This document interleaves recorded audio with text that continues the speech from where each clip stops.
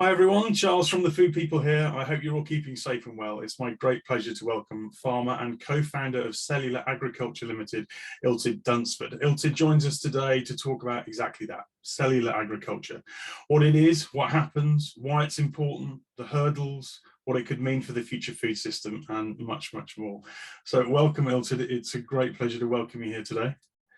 Thanks, Charles. Good to be here. We're going to elaborate on this, but it goes without saying almost that the impact that our current food systems have on the environment and its role in climate change is increasingly apparent to us as industry, but also to consumers as well. So a sustainable food future is very much front of psyche, both for consumers and industry. And the recent IPCC report, the National Food Strategy, all call for a radical rethink of our food system, and both state that time really is fast running out. It's likely, I'm sure you'd agree, that there won't be one single answer, but one of those technologies that has the potential to disrupt the protein horizon and the wider food system and food landscape is that of cellular agriculture. And thank you for joining me today. That's exactly what we want to deep dive into today. At The Food People, we're very clear about why we do what we do. We're champions of change, driven every day by our intent to shift the future of food and drink by harnessing the power of trends. And this In Conversation With series is all about that. It's about talking to people, brands, and businesses that are purpose-driven, that have inspiring stories across the spectrum of food and drink to find out more about why they do what they do and how in their way they're championing change and shifting the future of food and drink. And that's exactly why we've invited you to be part of this series today, Illtud. It's great to be talking to you. I'd like to start, if we can, just by asking you to introduce your company, Cellular Agriculture Ltd, what it is, what it does, and what it will do, and a bit about its kind of purpose, if that's all right. Absolutely. So first company in the cultured meat space in the UK, one of the oldest in Europe. And it came from, so my background, I had a meat processing business. So it came from a partnership between my meat business and working with an academic at the University of Bath. Yeah. And we realized there were some synergies in the way in which we worked from a process design perspective, mine from the food industry, and my co-founder Marianne's from a chemical engineering perspective. And so our focus was, how do we scale this technology? And so we unlike many of the other companies, it's not necessarily the food product that's the focus, but the technology that's needed to bring this to scale. So generally, people say that we work in bioreactors, but I tend to like to say bioprocess because it's all the additional boring bits like tanks and pumps and pipes and so on that sit around that as well, that we design. Globally, we're facing climate crisis. By 2050, we'll have a growing world population that's over 10 billion. There's a real need for us to look at alternative ways to what we currently do. Cellular agriculture is here to tackle that. We want you to be a part of our journey. Cellular Agriculture as a company are tackling the issue of technology for cultured meat production. We decided to focus specifically on scaling technology so that we could have an enabling platform that could actually drive a much bigger industry than just one company. There are people, there are companies, and there are researchers who are designing amazing cultured meat products, and what they need is our technology to enable them to scale up in an affordable way so that people can choose to buy cultured meat products. So the potential for our bioprocess is that it will enable the production of cultured meat products on a large scale. And when we say large scale, what we mean is a scale big enough to address both food security and climate change issues. Proof of concept food products to date, like the cultured meat burger in 2013, were produced utilising traditional tissue culturing flasks. Pioneer companies within the cultured meat space are utilising proven technology such as stir tank bioreactors to be the first to market. Concentrating on industrial scale, our proven fibre membrane bioreactor has a relative volume efficiency at 2,000th of the scale of those original manual systems and are 200th of the scale of existing industrial technology. When you consider the question of relative volume, can you even imagine then the effect at industrial scale? The traditional meat industry is set to grow to $1.8 trillion by 2040. Forecasts predict that cultured meat will account for 35% of that market, which provides an opportunity of $630 billion. Based on case studies for both the food ingredient and biomedical industries, a leading technology platform of this kind has a licensing opportunity in excess of $6 billion annually. We've already been able to build a proof of concept to prove our technology. What we're now looking at is taking that technology through a number of iterations in terms of scale so that we can get to an industrial scale. We need around 2.2 million in seed funding in order to get there. This funding will allow us to take our technology from a lab scale through bench and to pilot plant. We need a technology like cultured meat and a technology like ours that can enable that industry in order to be able to feed the world.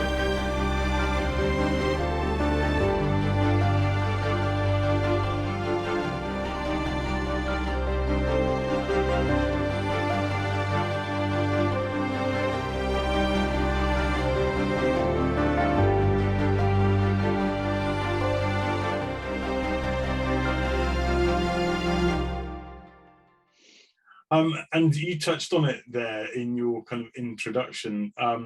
You've been in food production for much of your working life, and as a farmer, as a food producer. And I'd just like to ask you what your journey has been to this point, because from my perspective, and I'm sure many of the listeners to in conversation with, it's intriguing in the least to hear a farmer talking about cellular agriculture. So, yeah, can you give us a potted journey to this point? Of course, and actually, I'm probably quite an extreme traditionalist as well when it comes to farming. I still live on the family farm. Been in the family since parish records exist, so well over 300 years. Yeah. And I moved to the family farm to diversify the business when my uncle retired. We were quite a mixed traditional farm, bit of everything, mainly dairy though. But you know, I at the time was looking at how I could diversify that business and utilize the livestock, set up a charcuterie business, and grew that business. And I guess what I realized was that the value was actually in the knowledge economy rather than manufacture. And because we're so highly specialized, we found that it was actually working in more sort of development role and training and consultancy roles for much bigger companies than our own. And actually a range of companies, from street food businesses to Michelin-starred restaurants to food halls to meat multinationals. They were the kind of range of our clients in addition to making food products. And I wanted to understand where this new technology sat within the realms of meat science. And that's really my guide into it. I had a Nuffield farming scholarship, which the main focus started off as pig genetics, moved from pig genetics to how do you add value to animal waste byproducts, specifically blood, fat, skin, and bone, I was looking at the time. And saw this little conference in Maastricht in the Netherlands in 2015, went to that, and my mind was blown. And that really was the stepping stone, going from working in the meat industry, trying to find value to waste, and the introduction of a technology that had significantly reduced impact on the environment and was only producing the part of the animal that people actually wanted to consume.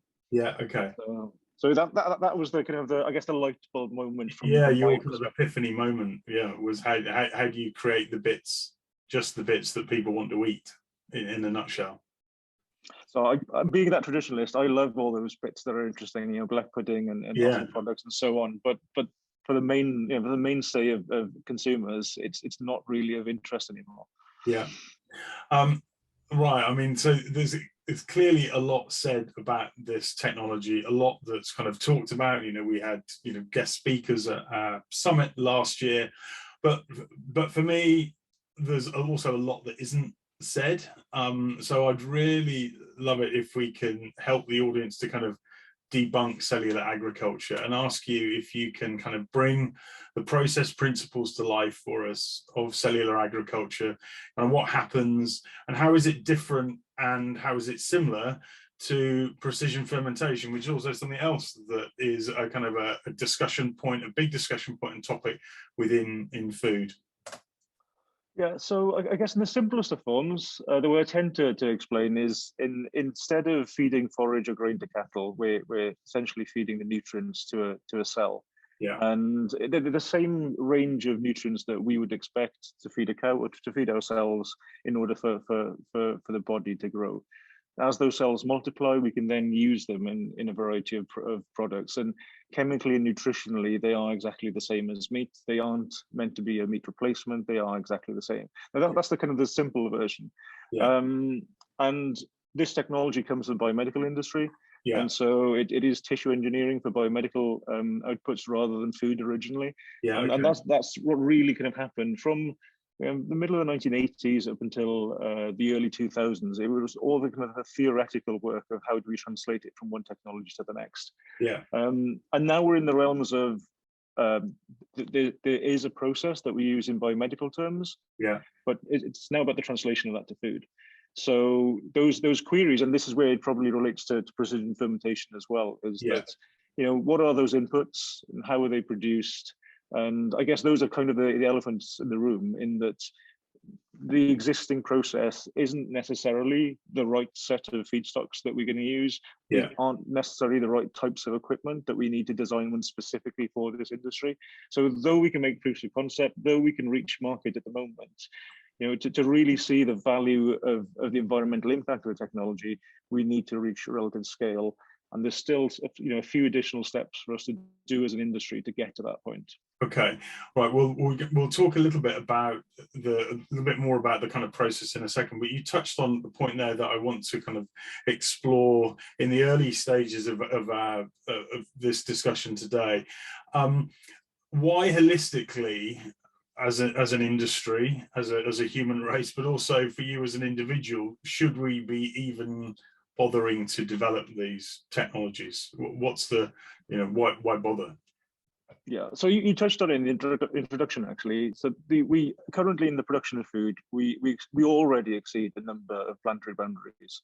And so there's a need for a toolbox of technologies for us to be able to produce high quality protein. So with the rise in world population, with climate change, producing food is going to be harder.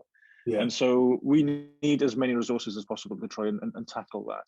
I mean, there are things that we can do. We could change consumer behavior, we could reduce waste, but we've known that for a very long time, and we found that very, very difficult. And so there is a need for new technologies in varying forms. For me personally, coming to this, this was just something that I could use my own skills and my co-founder, Professor Ellis's skills, to actually make a difference. And so for us, it was very much to do with food security and the reduction of food poverty and how we could produce quality food. Because somebody said to me that we know with the rise in population, we're going to have a couple of billion extra people, but for those people to be able to fix the problems that we have, they need good nutrition. And so we need to feed people properly. So that's the challenge. Okay. And one of the things that really struck me in some of the conversations that you and I have had before this is your kind of your vision for the future food system. You know, do you see a world where animals don't graze the land? You know, is there even a future for British agriculture? You know, what's your kind of interpretation of what that food system looks like? So I'm definitely not of the belief that there'll be a post-animal bioeconomy. I very much believe there's a future for agriculture to sit hand in hand. In the first instance, we need primary agricultural product as inputs, as feedstocks into the system. So agriculture is what produces food. We can't replace it. No. So you know, it's instrumental in developing this. I actually feel we're actually just evolving ag tech in this instance. So producing meat, but in a much more efficient way. When I came to the idea in this conference back in 2015, with my farming hat on, I guess my first question was, well, exactly that. What's the impact on agriculture? But there was also, what's the opportunity in terms of, can we actually can we produce the feedstocks? Can we harvest the cells on farm? Can we manufacture this as a product on farm? Can we sell in traditional routes through to into the industrialized system? Can we go through niche routes and sell at farmers markets? Is there a way of reducing the number of animals that we have and use them purely for environmental land management? Yeah. Could this be a tool to support high nature value farming? Yeah. Where does this play alongside agroecology? Yeah. Because that's where I came from. That's the world in which my meat business lived in, was to do with. At the time when I started that meat business, we called it sustainable agriculture. We now call it regenerative. Yes. And so there was a movement that started at that period, and still wholly sort of invested in that idea. But it's a case of how do we do both of those things? Yeah. Because currently we're faced with cost. Cost is the main thing that comes with food, but the cost of the planet is what's going to hit us soon. And so we have to move away from some of those things in order to have a planet to produce for the next generation. Yeah. Okay. No, I mean it's transformational, really, and it's a different way of thinking. It's a different way of skinning the problem, isn't it? From coming at it from a different angle, completely different perspective. Can I ask you? I want to kind of get back a little bit to this sort of debunking question. I want to ask you about what actually happens, what actually goes on inside that you referred to, the vessel, the bioreactor. What goes in, what happens in there, what comes out, how long does it take? I think these are some of as someone who's worked in the food industry all my life, I feel like this is some of I kind of want to know this, and I want to, connect with it in a different way. Can you bring that to life for us a bit? Yeah, absolutely. So in the simplest of terms, in terms of bioreactor technology, if we think of a simple example, something like a brewing vessel, which we've had for 400 or 500 years, essentially a big tank with a propeller in it. That's the simplest technology that's needed for this industry. Yeah. So you fill that reactor with liquid nutrients. So imagine pouring a load of Lucozade in. So something of that equivalence. Yeah. But that liquid medium includes all the things that we need to grow cells. Exactly the same thing as what we need in the human body. So there are things like glucose and salts and amino acids and all the growth factors and proteins that we need to grow cells. So at the moment, and I guess this is one of the key challenges for the industry, a lot of those things are sourced either chemically or actually from byproducts from animals. Yeah, okay. And they're not scalable. And some of them even have ethical issues relating to them. So one of them is serum, which is an ingredient that comes from blood from animals, and it's one of the key factors that's used for the growth of these cells. So there are companies now that are specifically working on this challenge, and they're finding non-animal alternatives to these in order for us to reach scale. So going back to that idea of can we reach a market? Yes, we can at the moment using these currently available biomedical ingredients, but the challenge at the moment is to actually go to non-animal. Then the addition that goes into that bioreactor, into the nutrient media, are the cells. Yeah. And so again, the similar questions. They're kind of ethical questions of do we harvest them from directly from animals and keep on harvesting them, and we can do that while the animal is still alive through biopsy, or we can do it at the point of slaughter. So again, it depends on your ethical view on whether you should kill animals or not. But that has limitations. They're called primary cells. So they aren't as efficient as a cell that could possibly be engineered in a way. Yeah. And so that's another ethical question: should we engineer cells? But we mentioned precision fermentation. We already engineer yeasts and bacteria and so on, and use them in fermentation. So the principles aren't all that different. The engineering is very similar to how we develop plant genetics. So it's a kind of a transferable process into that. But again, an ethical question. And I think lots of these questions aren't, it's dependent on the territory that you're in. Historically within Europe, a very negative view, very positive in North America, and so it's it's not that this technology won't work in specific areas. You have to make the right choice. Yeah. Okay. So it might be a case of we just use primary cells in the UK and in Europe, But there's the ability to use cells that are modified and use them in North America. But it's a kind of a territory by territory choice, yeah, okay. and not something that's a stopping factor. So we've got the growth media, we've got the cells that go in there. What happens then? So they naturally multiply. They grow exactly the same as our cells do. Yeah. But the same as us, they produce waste. So the limiting factor when they're in that type of bioreactor is that they're sitting within waste. So the waste needs to be recycled or to be filtered in some way in order for them to continue growing. And they'll get to a point where they've reached the kind of the most cells they can produce within that space. At which point you can start changing things a little bit, modifying a few of how you feed them, and they will naturally change then into essentially what we think of as meat, the fibers that we have in meat, or whether it's fat that we're growing, whatever it is that we want as an end product. There's a stage then, and we call that differentiation. So it's split into proliferation, where we grow cells up, and the differentiation stage in which we decide what type of product that we want from those cells.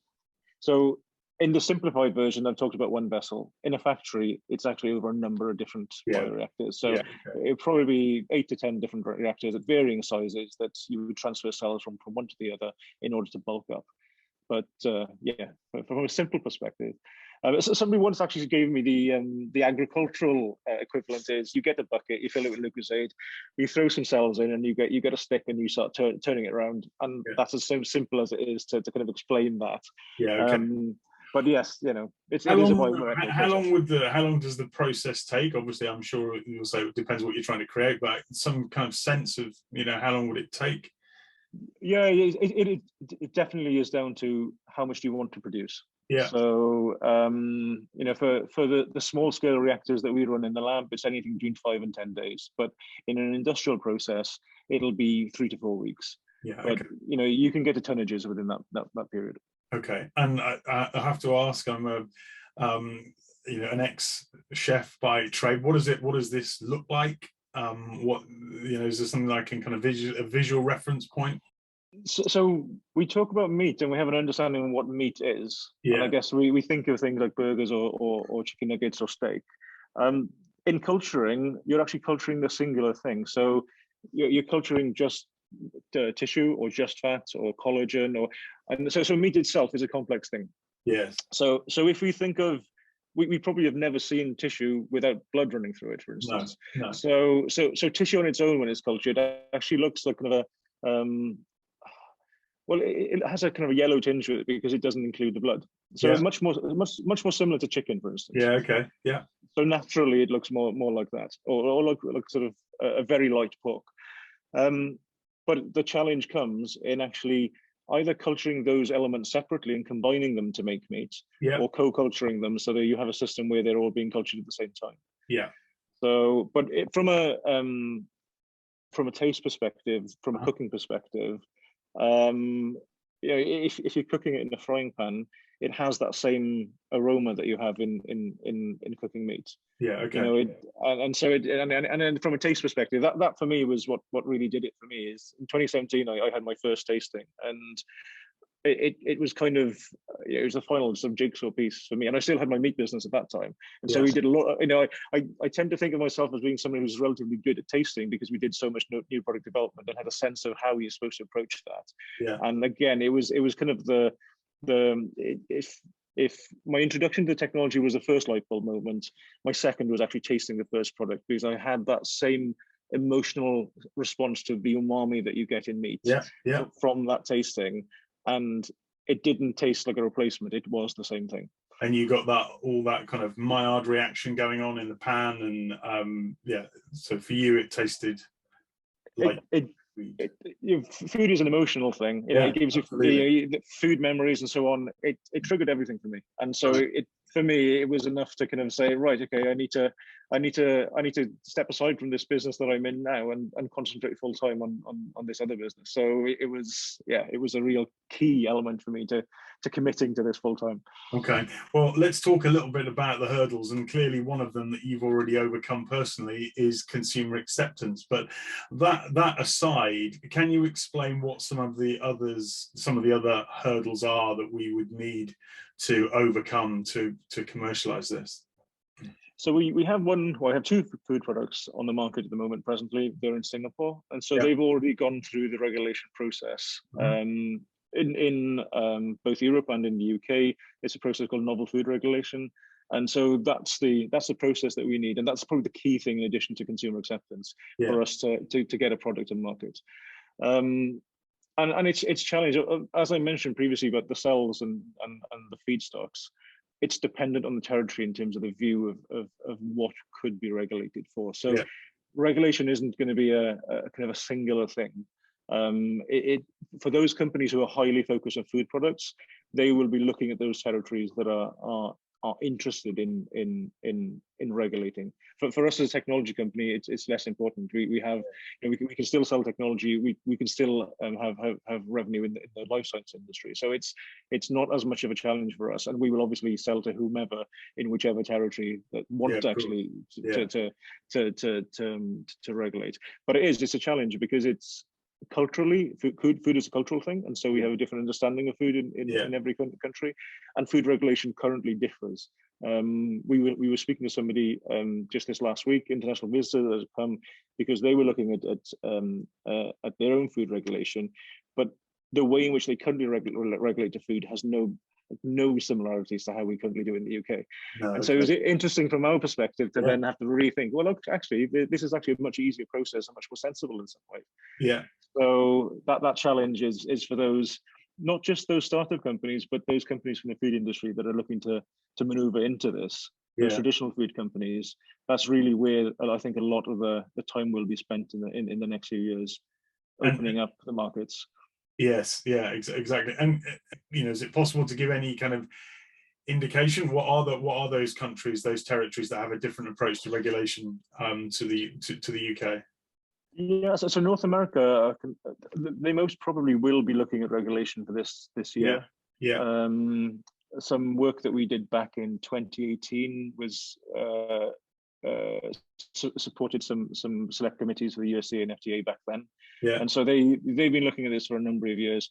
Having said that, UK government have been on this. We supported some UK government policy work as far back as 2016. Yeah. You mentioned the National Food Strategy. Henry Dimble came to our lab to have a look at our process as part of the third part of that. So there's government understanding. In the UK, government are already sort of investigating the possibilities of these, and actually post Brexit, it is an opportunity to be different.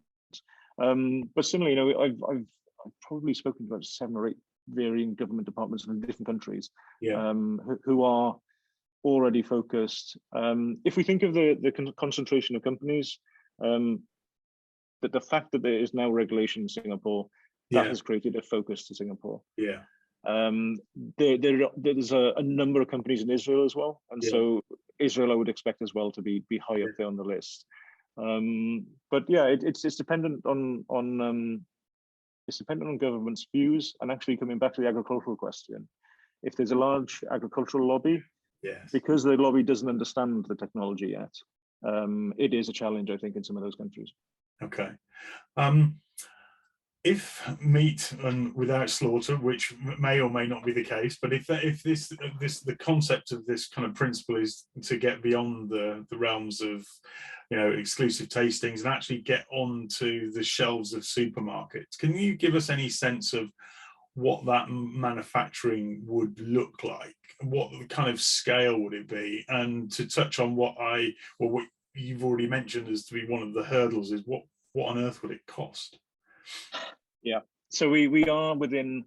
It's difficult at the moment because most of the costs relate to biomedical costs. Yeah. So they're highly inflated, and that's the period of transition that we're in at the moment. Is translating those costs to food grade. Yeah. And we have to be mindful. Food safety is imperative, but we have to be mindful of how we transition the process to it being one that's cheaper. In terms of process for those who produce traditional food products, if you're already a meat processing business, there should be very little investment needed to actually transition, because it's a different ingredient. Yeah. Okay. And so that process isn't too much of a change. But the difference is where that input comes from. So it doesn't come in, as a carcass. It doesn't come in as a cut. No. That part, that's the part that needs to be replaced. But we can actually compare the footprint to those within precision fermentation, or those. So something like long-established company in the UK like Quorn. Oh yeah, okay. Yeah. We can definitely compare the footprint of their manufacturing to this process. So in terms of creating that protein ingredient part of it, yeah, it's actually quite comparative. Okay. So and it's still going to be, visually, if somebody wants to consider it, it'll be very similar, because it is, it's large stainless steel vats. It sits somewhere in between brewing and biorefining as a sense of how to be visual in this industry. Yeah. So we're going to need lots of factories like Quorn, if I want to, thinking of, around the country producing this kind of protein feedstock, right? That's what we would need. So well, that's actually a really interesting sort of idea. If we stick with an industrialized food system, yes. Yeah. It's large factories. But there are opportunities for us to do varying scales and also to look at novel applications. Yeah. So, and that extends from that idea that I suggested of being on farm. I mean, that would be a very small scale system. Yeah. Okay. I mean, we already produce cheeses and yogurt on farm, so we already have fermentation vessels. Yeah. Okay, that's interesting. It's not too much of a, and actually the companies that make, the company that predominantly makes dairy equipment also make bioreactors. So it's, the engineering firms that sit behind these are actually very, very, very close to each other. But from a scale perspective, we have to actually consider how the world is changing. So there's this move from rural to urban as well. So we also have to consider, how do we produce food? What's the architecture of how we deliver nutrients or energy or whatever it is to people within urban settings in the future? Yeah. And so localized food production could be a possibility with this technology, from factory in a shipping container upwards. Yeah, wow. So the principles, the systems work. I mean, the smaller system that we've got a little demo system that was meant to go to the World Expo in Dubai for an exhibit, which has unfortunately been delayed because of COVID. But that system essentially could be remanufactured into a kitchen top appliance, because essentially it can produce the equivalent of a burger from that system. So the realms of how we then use this technology, and even miniaturization, can we put it in systems like post-conflict areas, or in military systems for submarines, for instance. Submarines are two issues to do with toilet paper and food. Yes. So, and similarly for space, the same principles. So although we're focused on scale at the moment to make it feasible from a cost perspective, there's no reason we can then actually use the technology in any of these applications. That's quite interesting. If you start to think about the application on farm, or as you say, in shipping containers, you could then see a scenario where you could, what you get with when it comes to farmers and craft and practice and so on, is that kind of emotional engagement. And when you start to think of it on a massive scale, you start to become emotionally disconnected. But when you bring it back to farms and smaller scale and people that you can connect with, then that's really, really interesting, actually. I mean, I'm probably biased because of my past in working specifically within sort of niche food industry. But the idea for me, I'm guilty of buying things based on emotion and on a story and on a narrative. We all are. Yeah. So the thought of having, my own desktop or kitchen top appliance that I can even go and buy the cells from somebody. I know the farmer because I'm buying the cells. Yeah, exactly. I produce it at home. There's a way in which to democratize this technology that it isn't purely this sense of something that's destroying agriculture. It's something that has an opportunity. So for me, I'd like to see many more agricultural voices as part of the conversation. Yeah. So that we could actually scope out a future for an industry that goes hand in hand with the technology, as opposed to one that just purely opposes it. Yeah. Wow, that's kind of blown my mind a little bit. No, that's wow. Okay. Something else I wanted to talk to you about is where do you see your role then as your business, Cellular Agriculture Ltd? Where will you play in that future system, and how will the application of your particular IP and technology address some of the hurdles associated with commercialisation? So we're focused purely on technology and on the bioprocess, the growing of the cells, and I guess we've taken a slightly different pathway to the majority of the industry. When I met Marianne in 2015, we started working. I came in as a visiting researcher to University of Bath to talk to her master's students, and they were building theoretical factories at that time, and they had been doing for a number of years.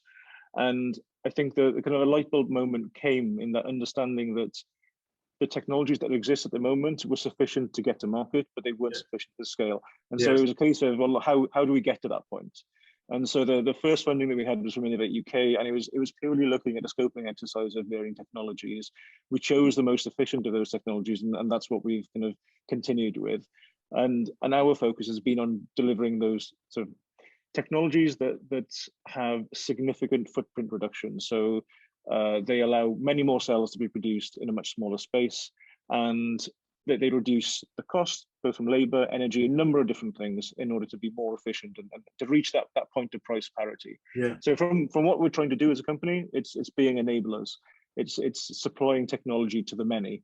Yeah. In order for many more companies, not just those within the cultured meat industry currently, but those actually from the traditional food industry, to actually take that leap into this industry. So they're able to then pick and choose where they get their cells and their feedstocks from, and build their own system. Okay. You kind of touched on it, but I feel I need to ask about the elephant in the room, which there's a lot of kind of talk about that, and that's the growth media, fetal bovine serum. Can you just explain what it is, why it's really important? Is the technology dependent on it, and are there any alternatives, which I think is probably the key thing? Yeah. So serum, as a basic ingredient, comes from blood. So we're not limited. So currently the most efficient of those is fetal bovine. So it's essentially, and this is the part that people will be aghast at, it's from an unborn calf. So if the point of slaughter, the serum is taken from the calf, so it's inside the mother at that point. The mother's being slaughtered as well.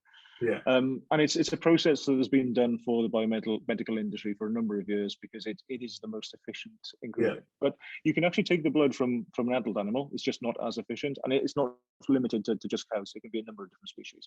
So we're not limited to the fetal. We can use serum from the blood of different animals. Historically, it's been used because it's the most efficient, and we don't necessarily understand all the components that exist within it because it's a natural ingredient.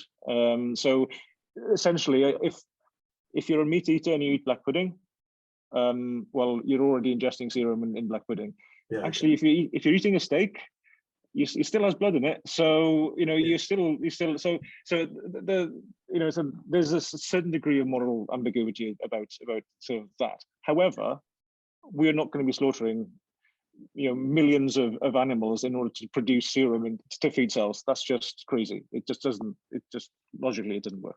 So there need to be alternatives, and a number of companies at the moment. Some are working on it. Some have already proven their own growth factors that can mimic what fetal bovine serum can do. Now we don't focus on that, but we are using other companies' ingredients to replace those animal elements. So in order for us to get to scale, there's absolutely no way that we can use fetal bovine serum or any form of serum. I don't think. No. But for product demonstrations and for kind of early demonstrations on the market, it could be used. And could it even be plant-based? So that's my personal view, is that really in order for us to see the cost, to reach that point of price parity, we need to consider how we do this traditionally within agriculture. So cows process grass really well. We to an extent we can, but generally we don't eat grass. There's certain limitations for humans to eat grass. So, but if we can, and same with grain, if we use that for, well, in some countries it's used for animals. If we can extract some of those nutrients from plants, it would be a much better way to produce them, and it would bring costs down. And there are companies, even feed companies within the traditional agricultural industry, that are already looking at this. So, okay, we've talked about how part of the commercialization journey, getting it on supermarket shelves. What accreditation systems and models exist now, and how would they need to develop into the future to make this a commercial reality? That's probably an opening, really. I mean, I've had conversations with companies that already exist within the accreditation industry in the UK, well, and globally. So in a UK context, until we have regulation and we know how a product is to be regulated, it's difficult for us to consider how we build that auditing scheme, because if for instance the ingredient that's produced is treated as meat, well, then there's no reason why we shouldn't be using some of the templates that we already have in terms of how you handle meat within, in terms of current processing facilities, but also how you audit that. So my preference, having come from the meat industry, is that we don't reinvent the wheel. So because I mean, if I was a manufacturer and I had a meat facility, I'd want to be able to use both of these sort of ingredients. So I from an enterprise perspective, trying to limit those hurdles. But I suppose there will be a school of thought that says, is it meat? So chemically and nutritionally it is. But it's, I mean, for my personal view is this has never been a product for vegans and vegetarians. It has always been a product for meat eaters, and specifically for non-meat reducers.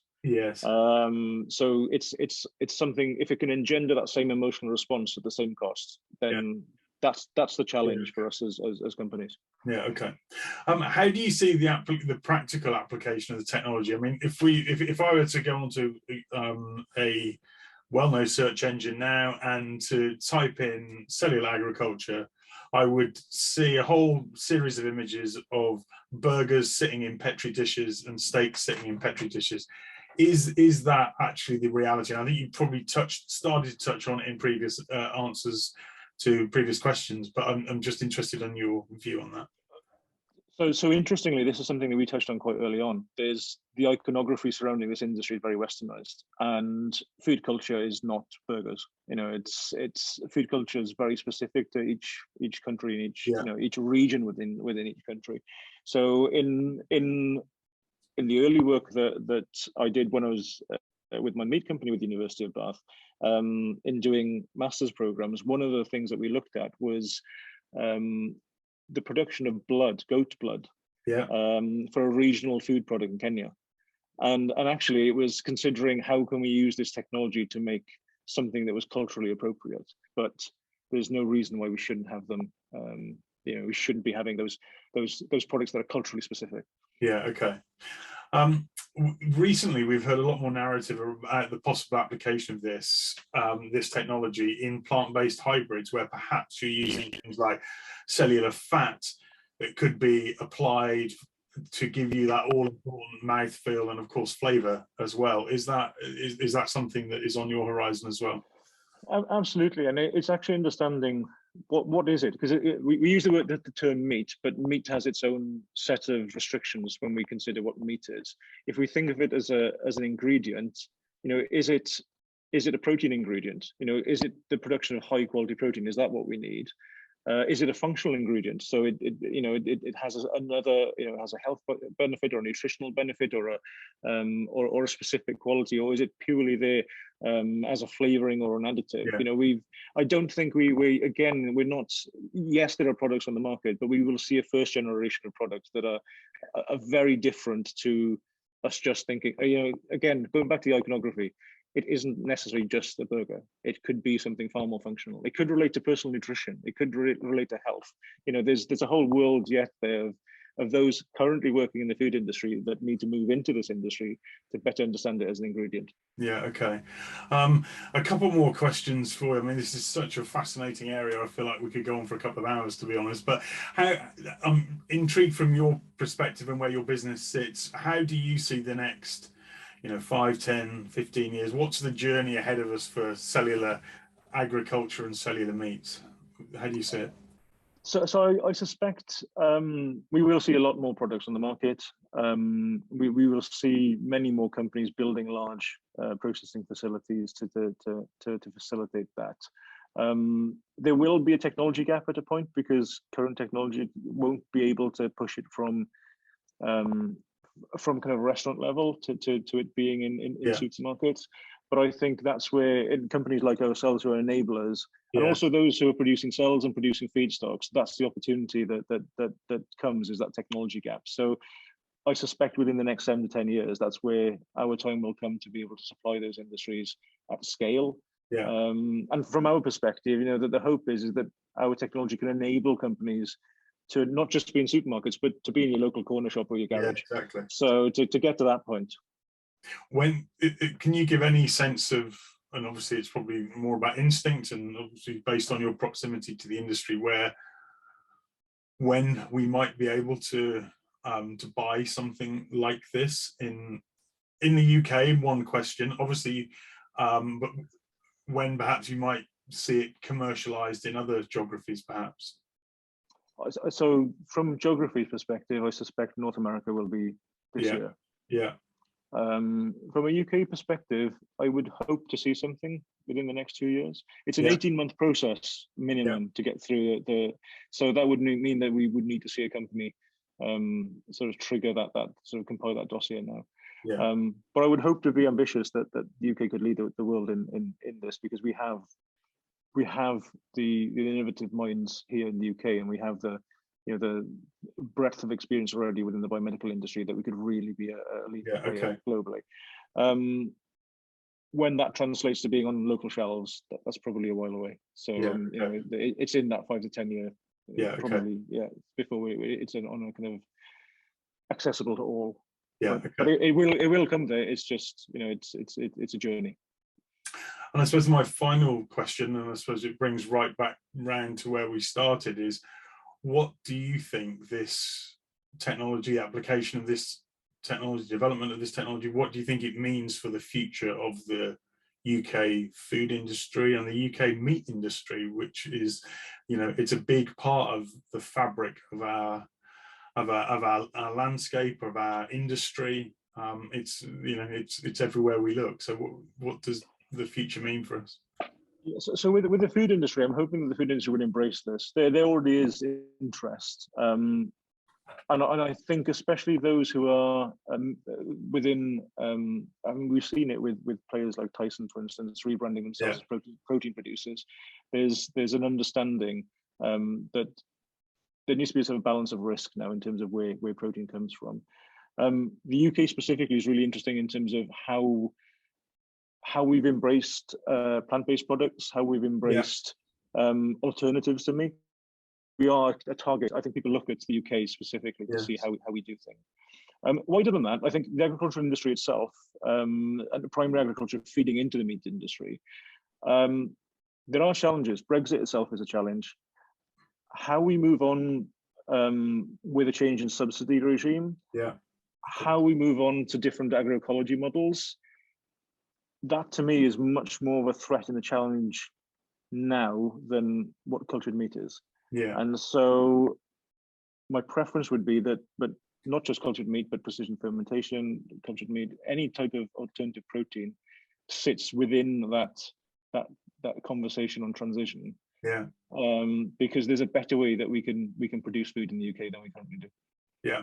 And circling right back around to the model that you described earlier on in the conversation, I guess that is a potential future vision for how that could look. And when we talked about, you know, replacements for serum and potentially being plant-based, you know, farmer agriculture is going to need to produce those materials if they are plant-based and so on. You can start to see at least a vision for how it could fit together.